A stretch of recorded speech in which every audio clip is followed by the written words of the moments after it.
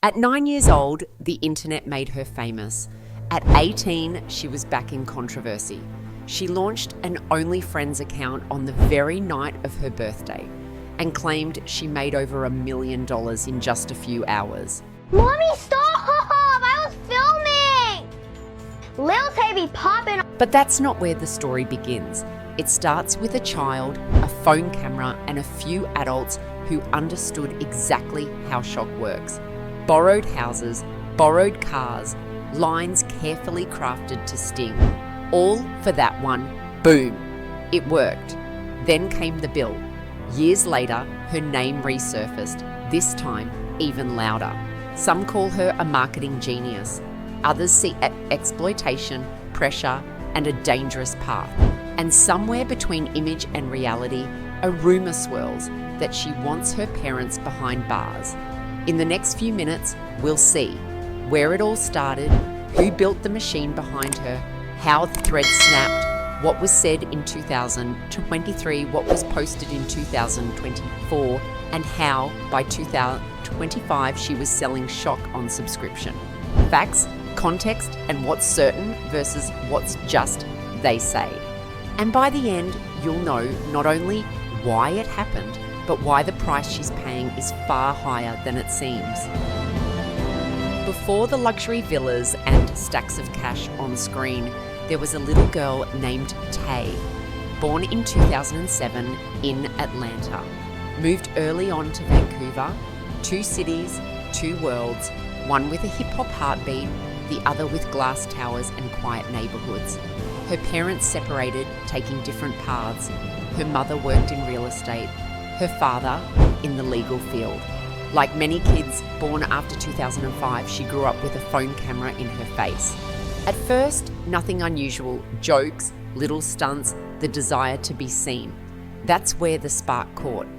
All y'all broke ass haters, y'all ain't doing it like Lil Tay. This is why all y'all fucking haters hate me, bitch. This shit cost me $200,000. I'm only 9 years old. I ain't got no license, but I still drive this sports car, bitch. Your favorite rapper ain't even doing it like Lil Tay. Back then, it wasn't about money. It was about attention, about reactions, about let's see what people say if. Every like mattered. Every comment fed the idea that she could be more. When you're that young, digital validation feels like a trophy. When you're surrounded by adults who see opportunity, it becomes a plan. Tay quickly learned the rhythm of the camera, when to smile, when to yell, when to act surprised. Words became weapons, and her image a shield. While she was still a child, no one could fully measure the consequences. But the equation was clear. Attention equals growth. Growth equals opportunity. Opportunity equals pressure. Looking back, the signs were there, a mix of talent, curiosity, and the urge to shock.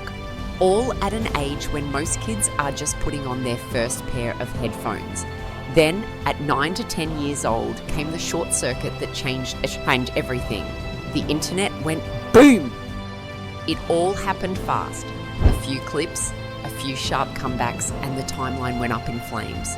Youngest flexer of the century. That's how she introduced herself. She didn't speak softly, she didn't ask permission, she threw cash, raised her voice, hit with quick punchlines. The algorithm loves confidence, especially when it comes from someone so young. Millions clicked out of curiosity and stayed for the show. 9 years old, I ain't got no license, but I still drive this sports car, bitch. Your favorite rapper ain't even doing it like Lil Tay.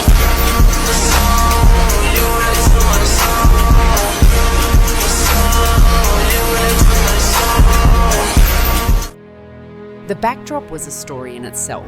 Lavish mansions, garages filled with million-euro cars, designer clothes. But behind the lens, reality was far more tangled. The press reported at the time that many of the filming locations were properties tied to her mother's real estate work. In other words, a set, not home. To the audience, that difference didn't matter. What's on screen becomes emotional truth, and emotional truth drives views. Every clip was built like a punch. Hit, short pause, another hit. short, self-assured sentences. Pauses calculated just long enough for the comments to explode. When a child talks like an adult who's seen it all, the effect doubles. It entertains some, irritates others, but it keeps everyone coming back. That's the formula for retention. Surprise, conflict, and the promise that the next clip will push the line just a little further. People started asking, where's all that money coming from? Why do all the videos look like real estate tours? Who writes the lines? On the internet, exposing becomes a national sport. With every new video, suspicions grew that there was staging behind the scenes. And when the audience smells manufactured, they start digging. What do you say to the people who think everything you're doing is fake? Why would, I don't understand. Why do you think everything I'm doing is fake? I have all this money on my own. It's not that surprising. I'm the youngest flexer of the century. I'm rich. I'm richer than your whole family. I'm richer than your grandma, all your friends, everyone you know. I don't know. I don't understand why you think everything is fake. I have proof that I don't rent my car. You can go check out my video. I dented that Rolls Royce. You did. Yeah, you you kicked did. it. Because it's mine. That's right. But do you understand why people would think you're fake? Because they're jealous. They don't think I'm fake. They know that I'm not fake. They just say that because they're jealous. Because they're broke. The reactions only push the story higher. It's a perfect carousel for trending content. And for a child, that whirlwind looks like validation. When millions are watching, it's hard to say stop. In fact, it feels like the real career is only just beginning. Meanwhile, in the background, consequences started appearing. The press noted that the luxury set status spilled over into her mother's work life. Rumours, complaints, pressure. Some reports said she was forced out, others that she resigned. What's certain is this: the luxury in the videos came with a real-world bill. The internet turns any choice into a boomerang. Looking back at 2017-2018, the lesson is clear. Shocking growth is easy to build when no one's asking for proof. All you need is to fill the frame with signs of wealth and repeat them until they feel real. The audience fights in the comments and the algorithm pushes you into trending. But sooner or later, everyone wants to see who's behind it all. Who's writing the lines, who's hitting post, who decides when to film and what to say. The answer to that question changed the tone of the entire story. The shock didn't come from a new clip, it came from a leaked behind-the-scenes video. In it, you could clearly see someone in the family was directing her pace. Say it like this, louder, sharper. It wasn't just spontaneity, it was a script. From there, the pieces fell into place. The lines weren't random, the pauses were calculated. The locations, chosen to look like a millionaire's life. The social accounts, firmly managed from behind the curtain. For a child, that feels like support. For the audience, it sounds like staging.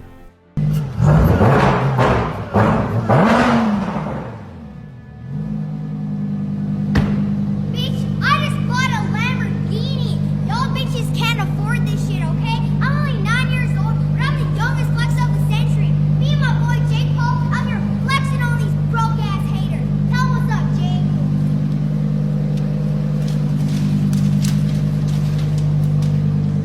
Bitch, I just bought a Lambo. I'm the youngest flexer of the century, and I'm only 9 years old. What are y'all doing with your lives? Y'all only hating on me because y'all broke and jealous.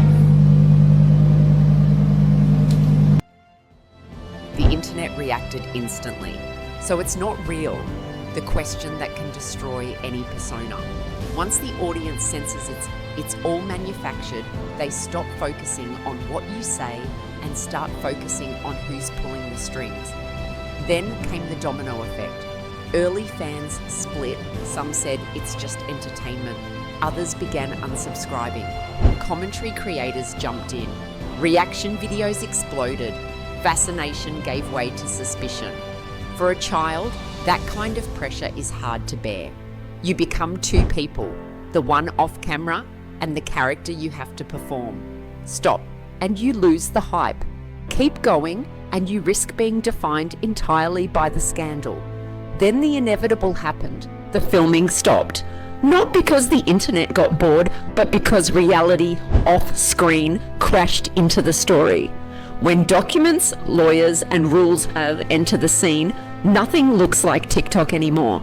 And when the curtain fell, it didn't just leave dust behind, it opened the door to the most complicated chapter yet.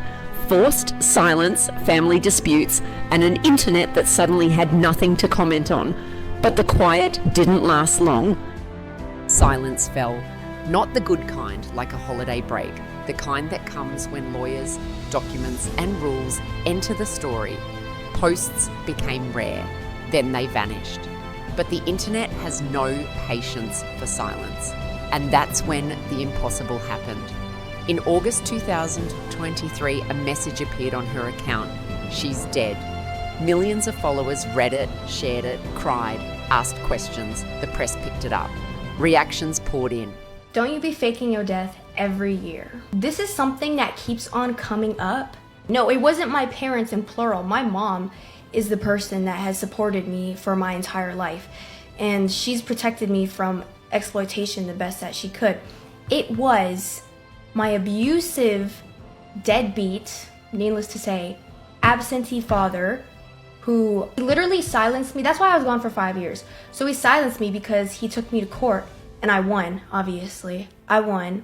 He faked my death and then everybody was like blaming me for it. But TMZ literally put out an article where they contacted Meta, aka Instagram, and they confirmed that my account was hacked. But because people literally have nothing to use against me, I mean, it literally just proves like still abusing me to this day when people are using shit against me that an abusive man did. You know what I'm saying? The next day, a complete reversal. She was alive. The post was deleted with claims it had been a hack, a compromise of her account. People hate being played, no matter who pulled the strings.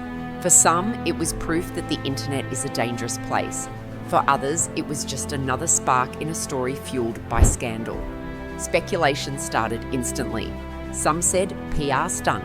Others claimed obviously someone wanted to hurt her. The truth? It gets lost quickly when panic goes viral. What remains certain is this: trust vanished.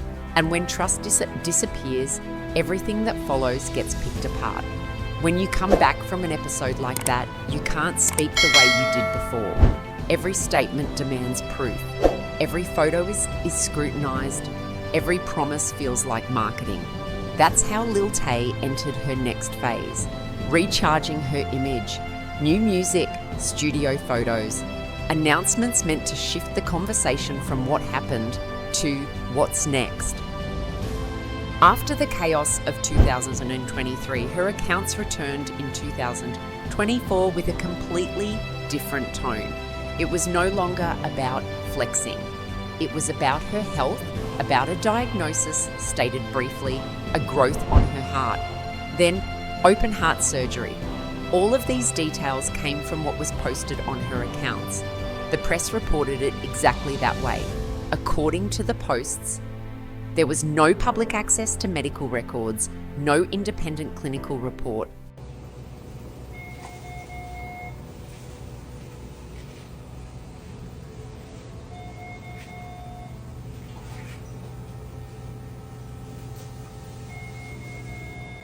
Photos from the hospital room, messages saying, "Pray for me," a story that no longer asked for applause but for compassion. People responded with likes, comments, and get well soon wishes. An emotion, as it always does online, pushed the post to a wider audience. But the other side of the internet showed up too.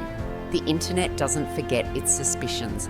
Is it real? Is it complete? Is it the whole story? Questions that began to fill the comment sections. Rumours claimed it was an attempt to reset her image. Others pushed back, but nobody jokes about something like this. The truth, as always, got lost somewhere between empathy and distrust. What matters is the correct framing. We can only report what was said from her accounts and what the press reflected as such. Anything beyond that would mean stepping outside what's verifiable. And we don't do that. What followed was a short silence and then a comeback with mirror selfies. Messages like, "I'm still here," a more mature tone, but with the same pull toward attention. Until the moment came, the one many had been anticipating. She turned 18 and just after midnight hit publish. The link to her OnlyFriends account went live, and screenshots of earnings started pouring into the feed. She claims she made over $1,000 in the first 3 hours, about half from subscriptions, nearly the other half from private messages, and the rest from tips. This is her own statement, reported as such by the press, not an audited report. Okay, y'all want to know the real reason that I'm dropping the link on my 18th birthday? I'm broke as shit. This is the same fit that, this is the only fit. This is the only fit that I own. It's literally the same fit that I was wearing on Rakai's stream. That was months ago. That's why I haven't been posting content. I'm literally broke. Just let a girl get her bag. Within hours, reactions exploded. Part of the internet applauded it as a business move. Another part saw it as crossing a line. An audience built while she was underage, monetized immediately after she came of age. Articles and comments focused on the creepy element of the phenomenon and how shock remains the main engine of her brand. Her father made a brief comment to the press. He said he has no intention of monitoring her account, that she's an adult making her own choices, and that he's sure she'll succeed in whatever she decides to do. A distant tone with a clear message: he won't be standing guard over what she posts. Beyond the posted earnings, the sales strategy became clear. Monthly subscriptions and continuous social media teasing, with the promise that some content was filmed at 12:01 just after turning 18. Marketing built on the idea of now the real show begins. Sophie Rain and Bop House. Stop pretending like I auditioned to join the Bop House. Why would I do that when I've already made more than all of y'all combined? Y'all are expired, washed up, pushing 50. Like, I'm not trying to join a retirement home, a rented retirement home called the Flop House. I don't even know these girls, but they keep name dropping me, clip farming. I don't know any of y'all except for Sophie. Y'all are just too old to be using a freshly 18-year-old girl's name for clout. My link is younger, spicier, better, and I'm just the iPhone. Y'all are the Nokia. That's why I make more than all of y'all combined. Then came the element that made even more people raise their eyebrows. A collaboration proposal from Bonnie Blue, which Tay promoted by posting a DM and setting the bar at 500k subscribers, and will do it. The topic was picked up by entertainment/trend outlets. We note it as what she posted plus what the media reported, not as an officially confirmed contract. When you've been building a brand on shock since you were 9 or 10, what responsibility do you have when you turn that same audience into an 18+ paywall?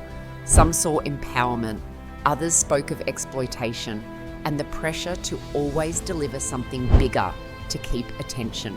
The overall tone, fascination mixed with discomfort. The internet loves short phrases.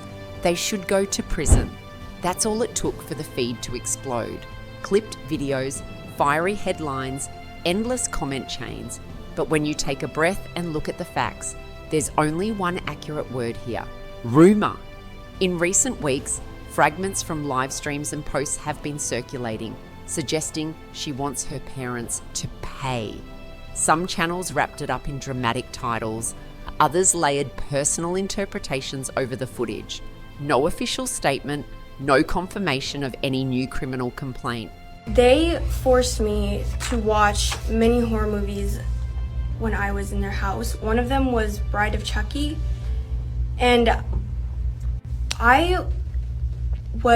when they put it on, I couldn't get out of the room, and I was literally sobbing. And I tried to put my face into a pillow when they were playing the horror movie in front of me, and Honey Hope, she had me in a chokehold so I couldn't escape. And I had to sit through the entire Bride of Chucky movie when I was young as fuck. And then afterwards, there's a closet in the room. So while I was still in the chokehold, She shoved me into the closet and locked me in there, and she said, "Go play with Chucky." I thought I was going to die. This traumatized me. The backstory is old. For years, she has publicly accused her father. He has denied it. The camps formed, clashed, and stayed that way. What's changed now? Only the volume. Turning 18 OnlyFans, massive attention, these poured gasoline on a fire that was already smouldering. When your name is trending, any sentence becomes proof for those who want to see it that way. Important, wanting is not the same as being able. Wishes typed in a comment aren't legal cases. If there were documents, the institutions would speak, not just the clips. Until then, we treat this as speculation. You swatted my house, you fucking psycho. Abusive father, Chris Hope, swatted me to prevent me from continuing to expose his racism, misogyny, sexually abusive behavior, and domestic violence. You cannot fucking stop me. You cannot fucking silence me. This is not just for myself, but for all girls and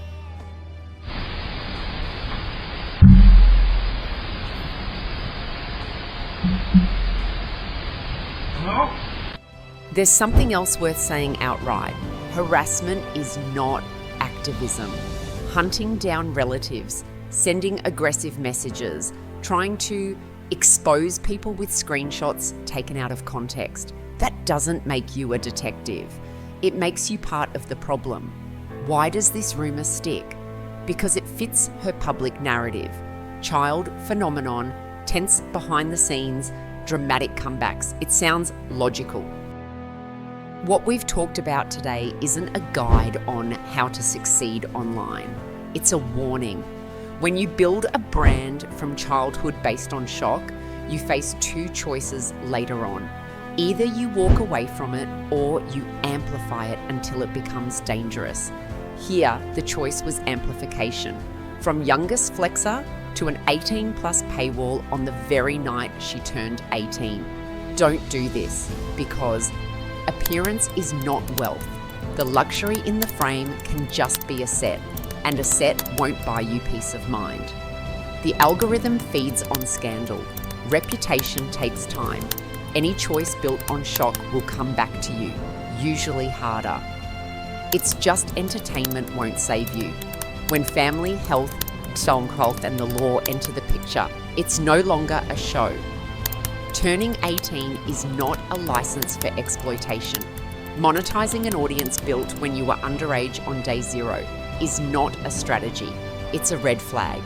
If you're a young content creator tempted by this formula, there are alternatives. Build on skill, not shock. Choose consistency over viral moments that burn out fast. Keep your boundaries clear, what you won't film. Put safeguards in place, an adult you choose, not one chosen by the algorithm. And most importantly, don't tie your future to how far you can push your audience.